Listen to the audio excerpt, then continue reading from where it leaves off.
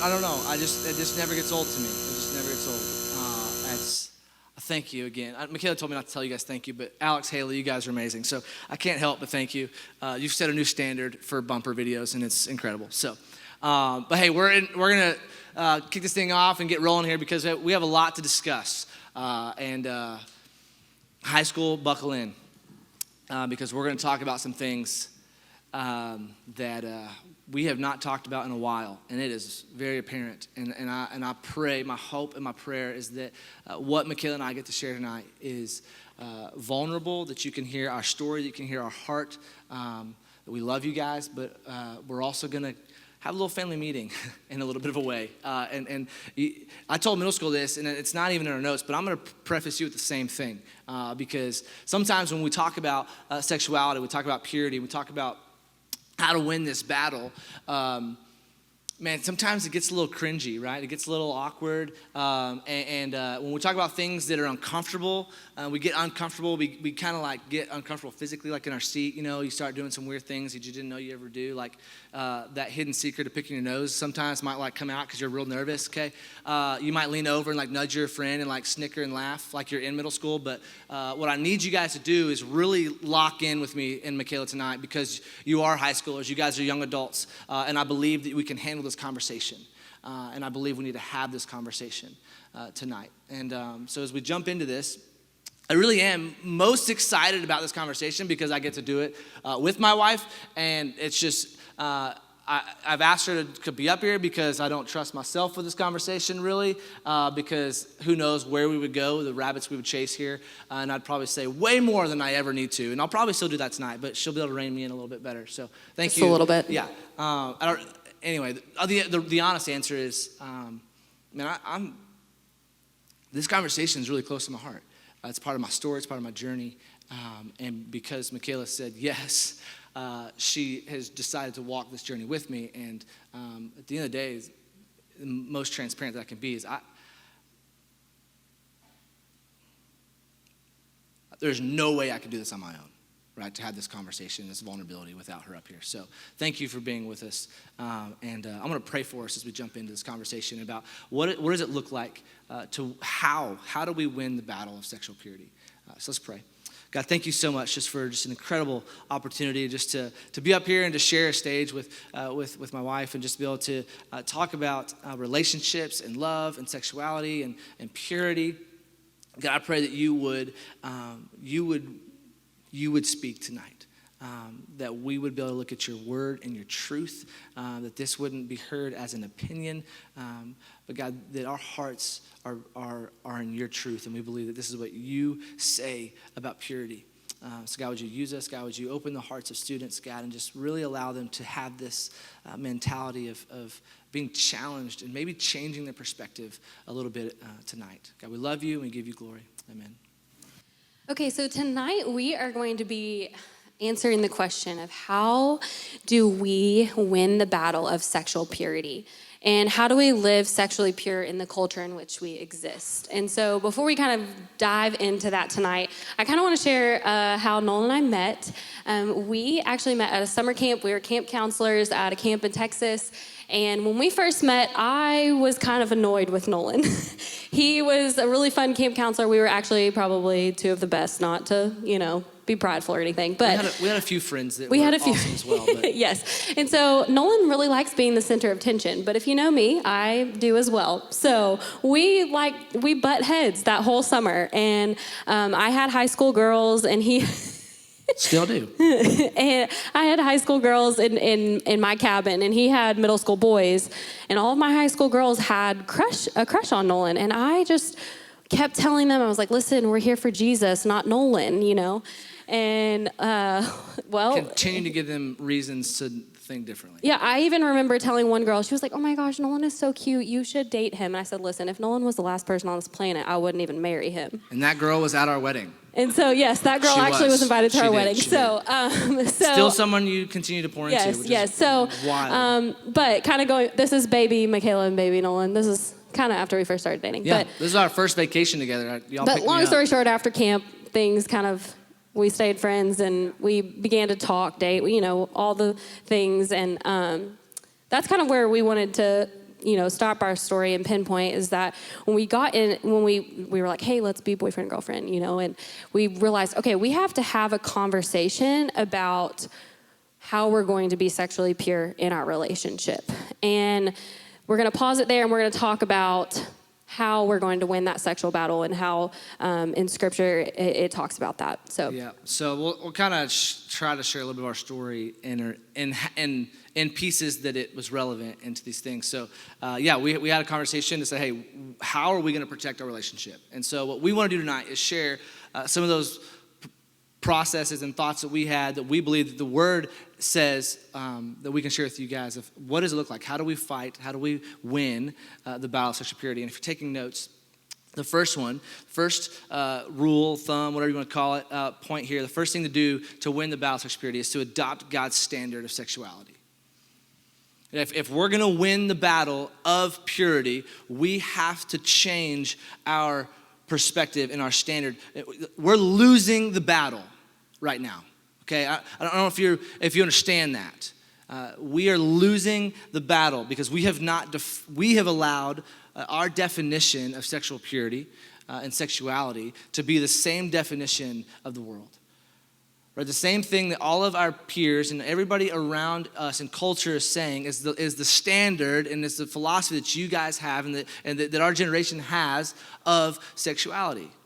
And if we're going to win the battle, we have to change our standard. We have got to adopt God's standard of that. And so what I want to do is, let me define a few things. No, I'll wait, I'll pause. So I want to let Michaela read some scripture first, and then we're going to define some terms here.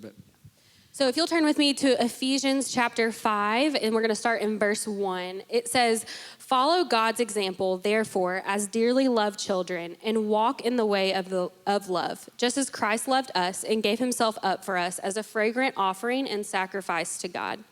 But among you, there must not even be a hint of sexual immorality, or of any kind of impurity or of greed, because these are improper for God's holy people. Can I interrupt for a second? Sure, babe. Okay. I did that a lot better in middle school. It took me a lot longer to interrupt you. But I want to pause for a second. This word says, not even a hint. Not even a hint of sexual immorality, of any kind of impurity. Right? Sexual immorality should not be associated with us. If you claim to be a believer, if you're a Christ follower, if he's come in and redeemed you and rescued you, right, and you've given your life over to him, sexual immorality should not be associated at all, right? So sex, big word here, we're going to talk about it a lot tonight, is designed for a man and a woman in marriage, right? Okay, maybe you need to write that down. Okay, maybe that's something that's way too simple that you maybe need to take some notes of. Sex is designed by God between a man and a woman inside of marriage. That is God's design.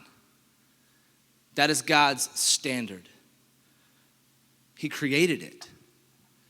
And he intended it to be beautiful. He designed it. It's his will. He says that it is good, right? There is no sex like married sex. All right, maybe that's more for a Sunday conversation, but I'm telling you, high school, okay? Amen. God Sorry, is okay. He knows that. He designed it. He built it that way. But his definition and his standard is between a man and a woman inside of marriage. And so, what is sexual immorality?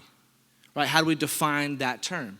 Well, if his design, if sexual purity is the way God designed it, a man and a woman inside of marriage, sexual immorality is anything that neglects God's intention and design for sex. So how should we define sexual immorality? It's anything that neglects God's intention and his design for sex, which is a man and a woman inside of marriage. So if anything that's outside of that, which I feel like is a pretty simple, straightforward structure, anything that's not that is sexual immorality. So if you have questions like, well, what's this? How far is too far? Is it a man and a woman inside of marriage? No. Then it's wrong. Pretty straightforward. Anyway, sorry, go ahead, continue. All right, we're going to continue in verse 4. Nor should there be any obscenity for foolish talk or coarse joking, which are out of place, but rather thanksgiving. For of this you can be sure, no immoral, impure, or greedy person, such a person is an idolater, has any inheritance in the kingdom of Christ and of God. Okay, so sexual purity. Sexual purity this is not a conversation about virginity, okay? Our conversation tonight is not about should we have sex or should we not have sex. Like being pure is not because I'm sleeping with my boyfriend or I'm not sleeping with my boyfriend. Sexual purity goes so far beyond an act.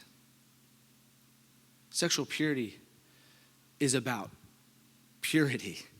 Right? It's about bringing God glory. It's saying, I want God's way for my life. Right? This is the standard for everything in my life. Look, when we sat down and said, hey, we got to put some boundaries in place. How do we adopt God's standard of sexuality? What do we need to do in our relationship to make sure that we remain sexually pure? It wasn't to date right. It wasn't to, hey, if we can get to engagement, then we've made it. No, it's beyond that. It was we need to arrive in marriage, right? This is because God's designed us a man and woman inside of marriage. So to stay sexually pure, if we can get married, then the story's over and we've arrived. No. God's design for purity is for eternity. And it's not just in our sexual relationships, it's in every single relationship that we're a part of. Right? He doesn't just want your sexuality, he wants all of you. Right? He wants all of us. So it's, man, don't get hung up on, well, I'm not a virgin anymore. Don't get hung up on that. Don't get hung up on like what is too far? What can I do and what can I not do? That is, we have missed it if that's the question we're asking. Purity is about a life. It's about giving away all of us to him. 1 Thessalonians 4 says, for this is the will of God, your sanctification, that you abstain from sexual immorality, that each one of you know how to control his own body in holiness and honor. And so tonight we're going to continue in number 2, to win the battle of sexual purity, we need to avoid the deadly deceptions of sex. The culture that we live in today is so saturated with sex. If you even have been on Instagram this week or Snapchat or watched a movie or seen a billboard, you probably don't realize how sexualized it is because it's become the normal. And so we are going to just mention 3 lies that the enemy is telling us about sex right now, but I promise you there's endless. Just 3. Just Scratching 3. the surface. Yeah, we're going to scratch the surface, but we want to tell you, here's some 3 prominent lies that the enemy is telling us about sex right now because of the world that we live in. The first one is, Nolan, everybody's doing it. Everybody's doing it. Everybody's having sex. Everybody does this. Everybody gets in relationships. It's the normal. It's the standard. It's what you're supposed to do, right? A lot of people, most people in culture will say, or around us say, it's not a big deal. It's not a big deal. Like I can have a boyfriend. I can have a girlfriend. I can go sleep with her, and then hey, if it's not working out, then I'll break up with her, and it's not a big deal because everybody is having it. Everybody's doing this stuff. Here's what's wrong with that lie. Believing that is exactly where the enemy wants you to be. And if he can get you to believe that it's okay to sleep around, it's okay to have sex with your boyfriend or your girlfriend, it's okay to do this because everybody's doing it. And if we begin to believe that lie, then we've already lost step 1 of this battle. Because we're living in the same standard as culture. Our world wants us to create our own standard. Right? The world around us wants us to say, hey, the standard today is just Hey, if it feels good to you, if you think you should do it, if you really believe that that's what you're supposed to do, hey, why don't just go do that? Because that's what we're supposed to do. We're supposed to make ourselves feel great. And what the Lord is saying, hey, if you are if you're a child of God, right? If you're saying if you are, right? If you're not a believer, then what you're saying is like, well, yeah, of course, right? And as believers, guys, that's their standard. What else do we expect of that? But if we call ourselves a Christ follower, we're supposed to change the standard. Right? Our standard is different. We have an opportunity to invade culture and change the standard. So there's a guy by the name of Dick Fosbury. I don't know if I'm saying his name right, but Fosbury. In 1963, the high jump changed forever. Up until this point, this is how the high jump worked. Is this how you guys know the high jump to be? No, right? The standard, the normal, was to just jump forward, right? I'm running forward, so I'll jump forward. And then somebody came along, his name was Dick Fosbury, in 1963, and said, you know what if I change the standard? What if I do something different? What if I say, hey, I'm not gonna live by the same rules that everybody else is living by? And this is what he does. He changes the standard. An upside down principle. Literally. He starts doing it completely different and starts shattering records because he can jump higher. He can maneuver around the pole differently because of the way that he does it. He changed his method. The standard was different. And guess what everybody else does? They followed him because it was better. God's standard is better. And if you will set that standard and stand fast in it, you have an opportunity to invade culture. You have an opportunity to look at your peers and say, hey, I know that it might look different. I know this might be, if you're here on Sundays, an upside down principle, but I'm telling you, it's better. You're gonna be able to do better things, greater things, used differently, right? He's called us to change the standard. The second enemy that the enemy is telling us about sex is that sex is just physical. And I would just like to say that is a bold-faced lie. And if you're a girl, you probably know, like, we all have emotions, but sex is an emotional thing. It is a spiritual thing. It is a passionate thing. It is not just physical. It's not something that you can just walk away from. And if you're believing that lie and you're acting as if it's just physical, whether you're a guy or a girl, you're doing yourself harm. It's not just physical. And Nolan, you're going to kind of talk about like how sex isn't physical in the sense of through even abuse and through people's past stories.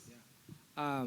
I'll jump down to that real quick before we finish these. A little bit about more of our story, right? So why was it so important for us to sit down and have a conversation about boundaries and about purity? This is why. The conversation we had to have. Michaela has set an example and lived and pursued and chased after sexual purity since she was little, right? And I grew up in the church too.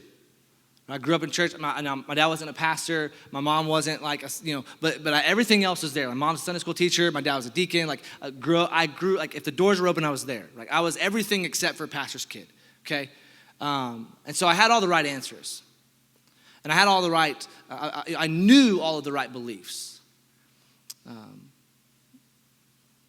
but I also believed these lies, which is why I want to share with them to you, hoping that you will change and start living those differently than I did. And when I was your age, when I was in high school, I was in a relationship, which I know several of you have heard this story and know a little bit about this, but I did not save myself. I made a lot of mistakes in high school, sexually, and felt like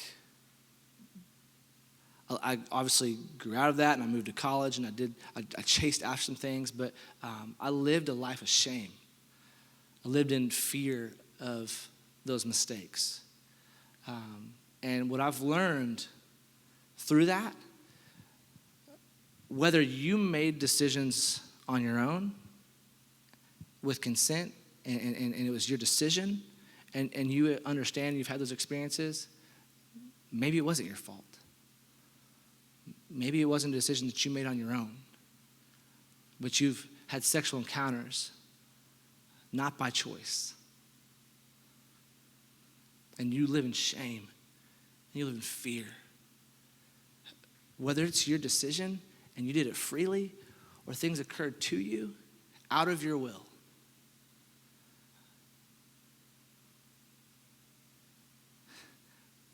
there is freedom from that. We just sang about it. I don't know if you believe the words that we sang tonight, but that's the truth.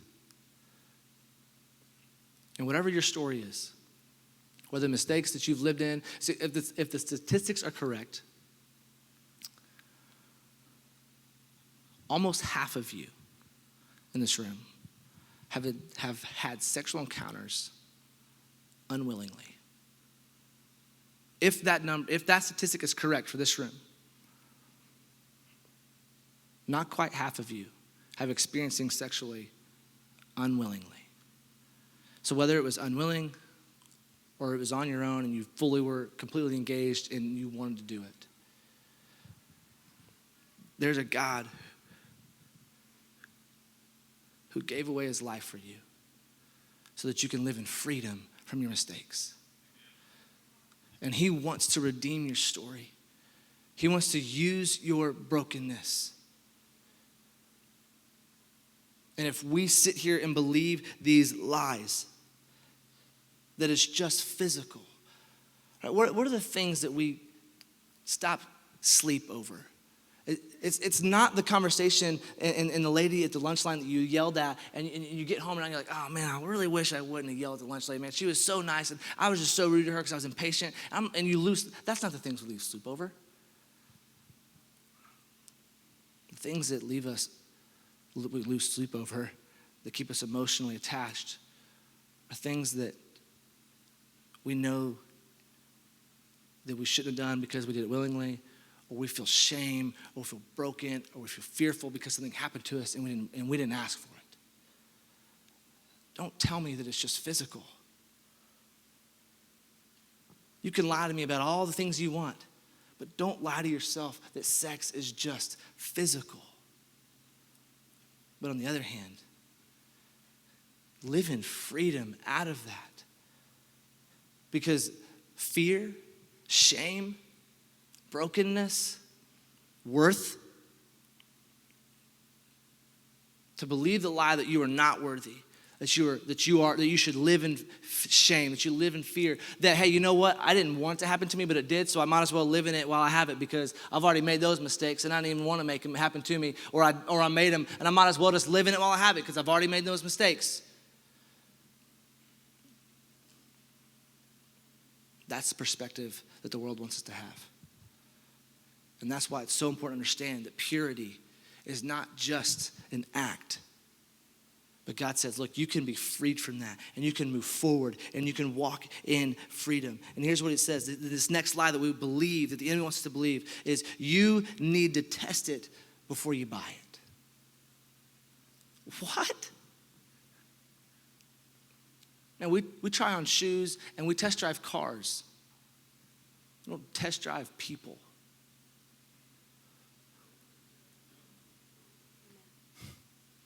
If you've got somebody that's telling you that you're supposed to have sex with them before you get married because you got to make sure that it's good, and they want to come back and say, well, you test drive cars, right? You try on shoes before you buy them. If you got someone that's telling you that, go back to them and say, hey, I'm not a shoe. I'm not a car. I'm a person. And I'm loved by a God that loves me. And sex is not supposed to be something that I try and tempt and see if it's going to work out before I live forever. No. Listen, I don't know if you guys are aware of how sex works or not, but you are compatible sexually with thousands of people.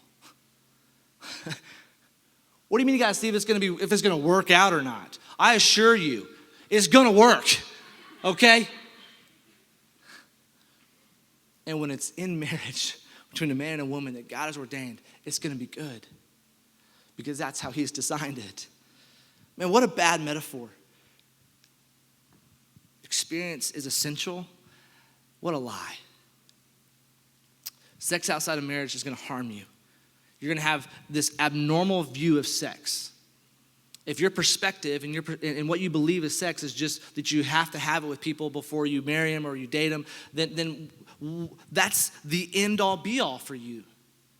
Or if the only thing that's important is sex, and that's why we have it before we marry them, because that's all relationships are about, is to have sex and to have good sex, then when you get married, you're going to have a perspective that marriage is about good sex. And oh boy, is your marriage going to struggle because of that.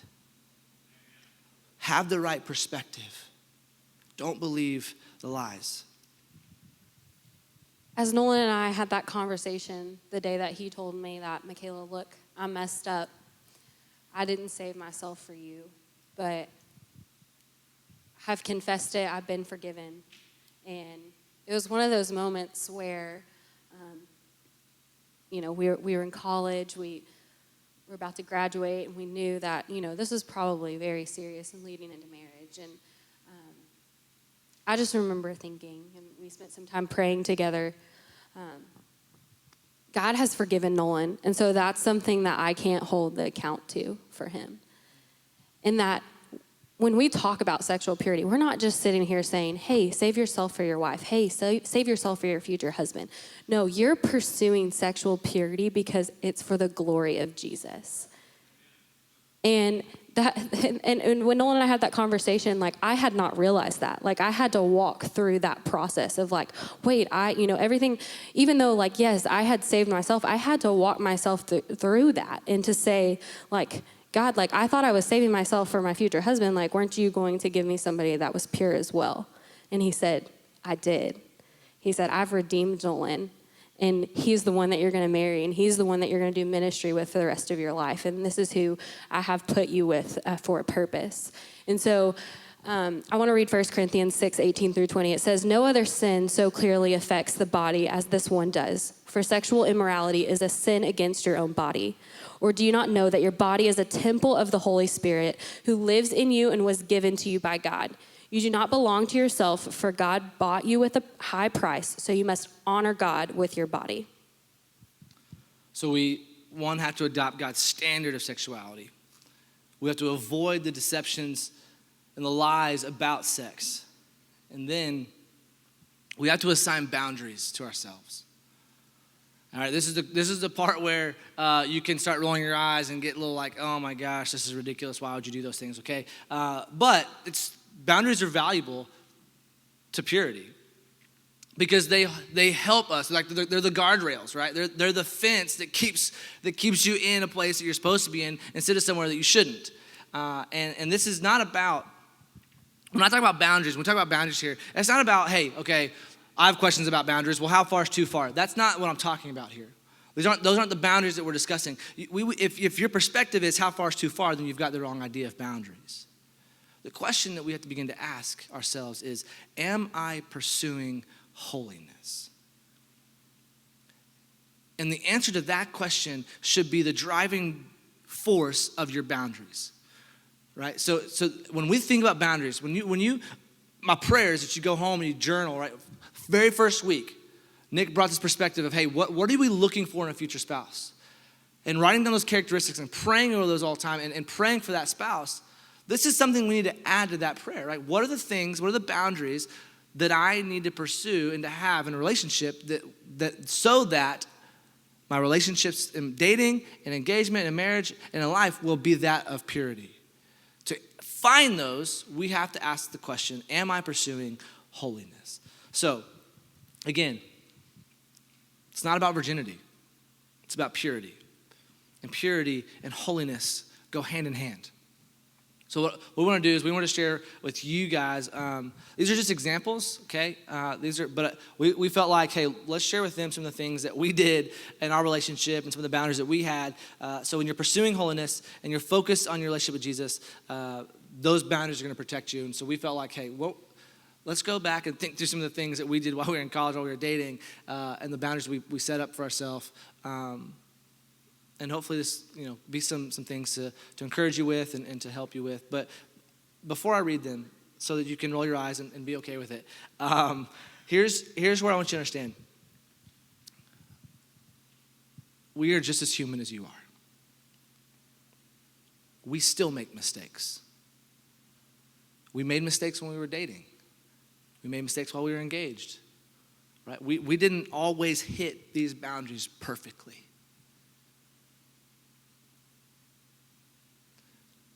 But knowing that we're human, this is why we did our boundaries the way we did, is we knew we're not going to be perfect. And so we began to think about our boundaries and say, okay, what's the line, right? What's that how far is too far question? Because that's the boundary that at that moment we believed was supposed to be our boundary, right? That's the thought we have. Boundary is, well, what can I not pass? Well, if the boundary I can't pass is don't have sex, your boundary that you set up shouldn't be don't have sex, right? Okay, if the boundary is don't touch each other inappropriately, your boundary shouldn't be, hey, don't touch her there. Don't touch me there, right? Those aren't boundaries. Those are the line that you've already crossed. Boundaries are the things that you say, okay, if this is what I don't want to do, if this is sin, if this is what's wrong, if this is what's sexually immoral, if this is where God says this is not okay, a boundary says, hey, don't do this. Okay, well, why would you do that, Nolan? Why would you set something up so far beyond? That sounds a little legalistic to me. No, it's not legalistic. It's protective. Because if my boundary is, number one, stop sending inappropriate pictures, don't take your phone in the bathroom, right? Okay? If the boundary is don't send inappropriate pictures, that's the line. That's not the boundary. The boundary is, hey, why do you even have your phone in the bathroom? Right? That's the boundary, is don't take it in with you. Because if I take it in, I'm going to take pictures. Do you understand where I'm coming from here? A boundary is not sin. The boundary is before sin, so that we don't fall into sin. So that's my number one. That wasn't just a silly example I just made up. That's it. Okay? Stop taking your phone into the bathroom. High schoolers, what do we do when we're in the bathroom? We're naked. We're naked, right? We're taking a shower, okay? Why would I take my phone to somewhere that is made to be that way? If only to do something that I don't want to end up doing. So that was a boundary for us. When we were dating, it was like, hey, if that protected us, but it protected a lot of relationships. But anyway, I'll let you take the next few. The next one is continuing on the technology theme. No texting after 10 p.m. And you might be asking, why 10 p.m.? It's just a number pulled out of thin air. But Nolan and I firmly believe that really nothing happens after dark, in the sense of, especially when we're... Unless you're married. Unless you're married, yes. And your kids are asleep. Yes, okay, moving on. Okay. All right, so I did not sign up for that, okay? So back to texting after 10 p.m. Even today, like, this isn't just something that, like, that is just like, hey, when you get married, you can text after 2 p.m. Yes, I text Nolan after 10 p.m., but I'm not texting other guys after 10 p.m. right now. That would be weird. So why would I do it if I was just dating him, as well? So I think that, like, putting a boundary in place, because, it's not even texting. Honestly, put DM, put Snapchatting. Like, Nolan, talk about leaving your phone in the living room and unplugging it. Yeah, so what I did is I especially when we were dating, was not only is it going to get me in trouble with her, right, in our conversations in a text message or a phone call or FaceTime, whatever, but, man, as a college student, especially whenever you have a girlfriend that is beautiful and that you're pursuing her and you're thinking about relationships and you're thinking about those things, man, pornography is always on your brain, right? Especially if that's something you struggled with before. Even if you've never struggled with it, if you get into a relationship and you have technology in the palm of your hand in the middle of the night in your bed and there's no one around, there's no one that can see you or catch you, like, what the thoughts that the enemy begins to just overwhelm you with temptation. And who's going to stop you? Yeah, and who's going to stop you with that? And so for me, it was, hey, again, this is sin. Where's the boundary? Like, I don't need this anywhere close to me. And again, I didn't wasn't perfect with that, but that was my standard. That was the goal. That was the boundary. The next one that we had was that we were never alone. And before you think that we're like, that was weird, I promise you, what we mean by that is that, yes, we were in a car alone. We could go on a date alone. We didn't bring like a buddy with us. It wasn't that kind of thing. But when I say we were never alone is that, after a date night and, in college especially, this is when we were dating, is that we would go on a date, go to a movie, and then come back. And I lived with 5 girls. He lived with 3 guys, and, they'd be out doing something on Friday night, Well, we show up and there's an empty apartment or your parents aren't home. And it was a great place for temptation. And so Nolan and I, there was lots of times we walked into an apartment and we're like, all right, gotta go. We're go find somewhere else. I guess we'll go to the Dollar Tree or something like that. Fully intended to come and hang out with all the roomies and have fun and do things, and then no one was there. And it's like, well, I guess go hang at Walmart or something, walk around. If we didn't leave to go find our friends, I just and left. not even when we were at our parents' house, like when we visit each other, we always were intentional with making sure that someone was at home and knew that we were there together, if that kind of thing. Also never kissed in a car. I know that seems really crazy and wild. And that's one that we sometimes found ourselves crossing that boundary. That was by far the most difficult boundary that we put in place, and seemed like the most wild boundary that we ever put in place, but it was the one that protected us the most.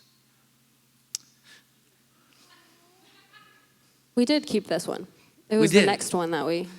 It was a struggle, though. It was a struggle, But this is it. This is our first kiss in a car. Not we kissed before this, but this was on our wedding, leaving our wedding. And man, was that a sweet truck we left in. Oh, it was so awesome.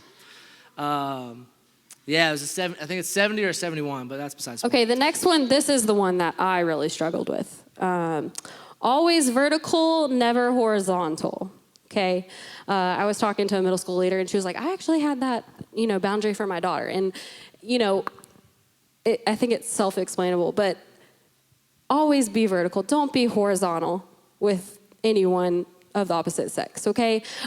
I think that it speaks for itself, but also, I started joking with my roommates. I'd be like, Nolan and I, we're always going to be vertical, never horizontal while we're dating.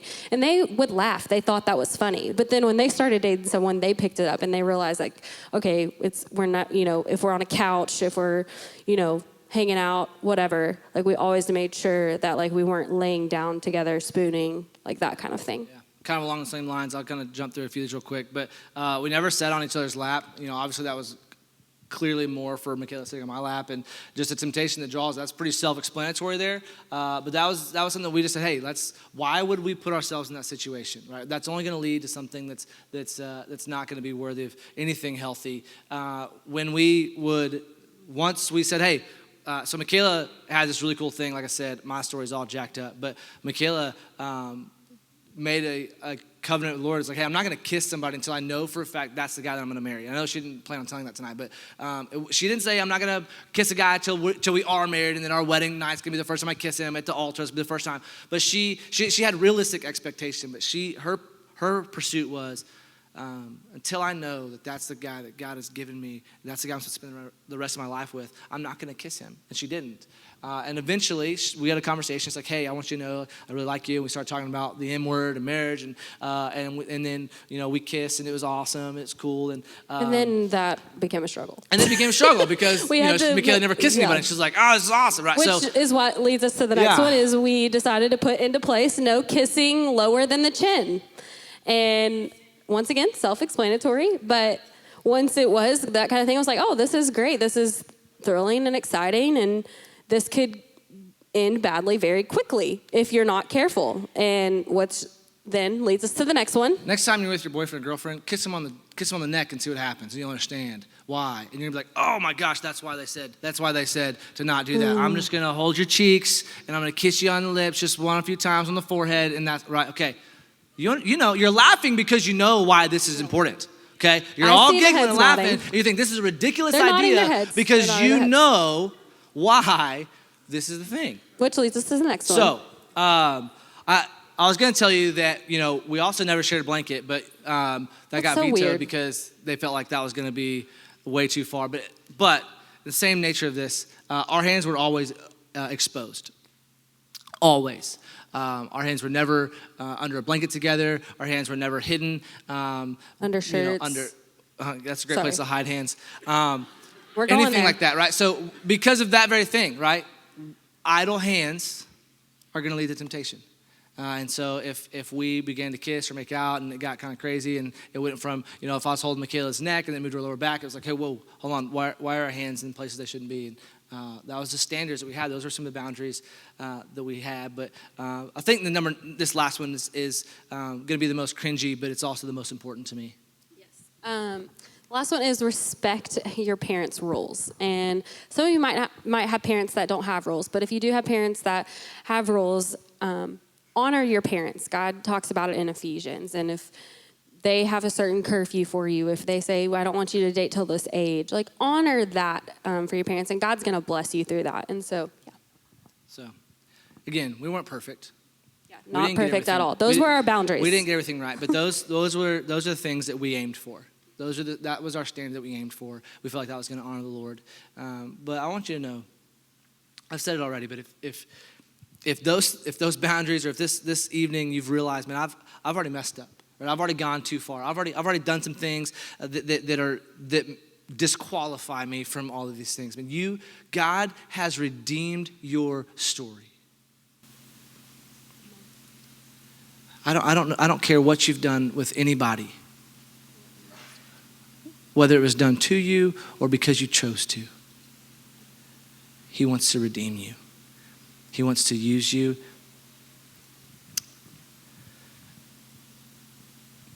But what I need you to understand is the grace that has saved you is also the grace that changes you.